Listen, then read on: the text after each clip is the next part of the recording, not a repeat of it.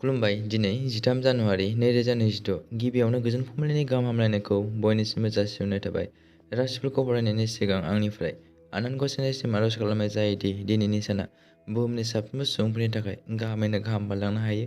जेबो खैफोद आफोद जायालासे फैदो दानिया दिनै राशिफोरखौ खोनासं। दिनै गिबियावनो दङ मेष राशि। फालांगियाव सोलिबाय थानाय नाजानाया जाफुंसार जागोन आरो रांखान्थियारि मुलाम्फा लाबोगोन। मेष राशिनि खाफाल गोनां अनजिमाया 9।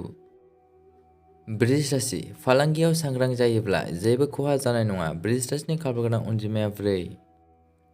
मिथुन राशि। राङारि लेनदेननिफ्राय गोजानाव था। मिथुन राशिनि खाफाल गोनां अनजिमाया 1। कर्कट राशि। फालांगिखौ जेरै थायो बिदिनो सालायनो हो, नङाब्ला रांखान्थियारि खहा जानो हागौ। कर्कट राशिनि खाफाल गोनां अनजिमाया 3। सिंह राशि। फालांगियाव रांखान्थियारि मुलाम्फा जागोन। सिंह राशिनि खाफाल गोनां अनजिमाया 7। कन्या राशि। नोंथाङा नोंथांनि जिउनि लोगोरिजों दावबायगोन। कन्या राशिनि खाफाल गोनां अनजिमाया 5। तुला राशि। धोन सम्फथियाव मुलाम्फा जागोन। तुला राशिनि खाफाल गोनां अनजिमाया 5।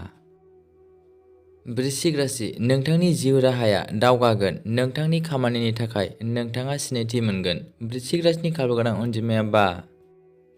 धनु राशि। रांखान्थियारि थासारिया गोजानाव थागोन। धनु राशिनि खाफाल गोनां अनजिमाया 6। मकर राशि। गावनि बिमा बिफानि सावस्रिखौ जोथोन ला। मकर राशिनि खाफाल गोनां अनजिमाया 4। कुम्भ राशि। खामानिनि थिलियाव गावनि बिबुंथिखौ दबथायोब्ला नोंथाङा मुलाम्फा जागोन। कुम्भ राशिनि खाफाल गोनां अनजिमाया 6। मीन राशि। सासे लोगोजों लोगो हमज्लायनाया नोंथांनि गोसोआव मोनसे मोजां सोलायनाय लाबोगोन। मीन राशिनि खाफाल गोनां अनजिमाया 4। दिनै राशि फरायनाया एसेनोसै। गोजोन्थों।